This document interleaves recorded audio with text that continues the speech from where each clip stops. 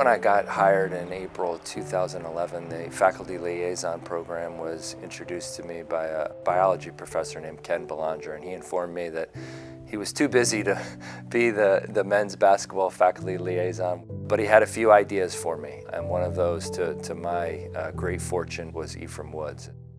He took on the official title of faculty liaison, but it was so much more than a title to him. It was something that he genuinely cared about and that was rooted in something that he had loved his entire life, even before he knew about Colgate. In the summer of 2022, he was diagnosed with a brain tumor, and we later found out that it was like one of the most aggressive types. After several months, it became clear that he didn't have much longer.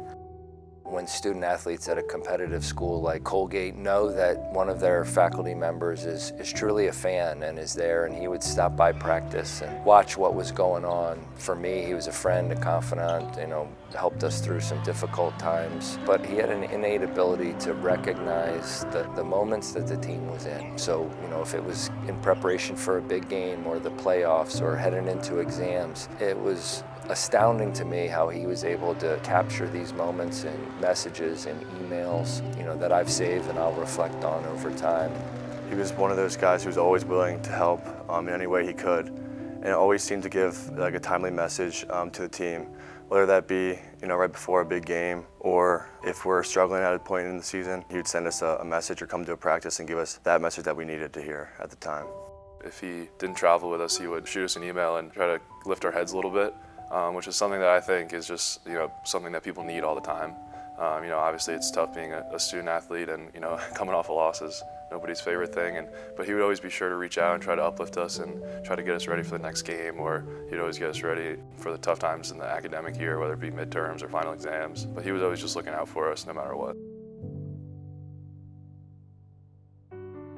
Back in March, my friend Bobby Foose on the men's soccer team texted me and said, "Hey, I have this idea. I know your dad really loved basketball, and I thought it would be neat to arrange this 3-on-3 tournament to raise money for the American Brain Tumor Association. And it'd be a great way to remember him too." And I thought, wow, this is such a thoughtful gesture. I wasn't even expecting that from anybody. We had it right in Colorado, the normal tournament setting. Like, you kind of sign up, make your donation, get your shirt.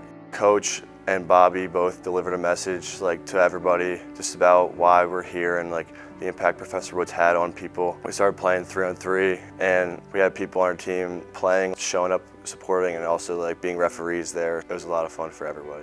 Putting something together like this and giving it to a cause is something exactly that I think he would want, and I think that was represented by his family and people that were close to him as the tournament went together, which I think is why I ultimately ended up playing in it and ended up trying to help out in it. And I think a lot of guys on our team have the same reasoning behind that, and a lot of people throughout the whole community and athletics as a whole.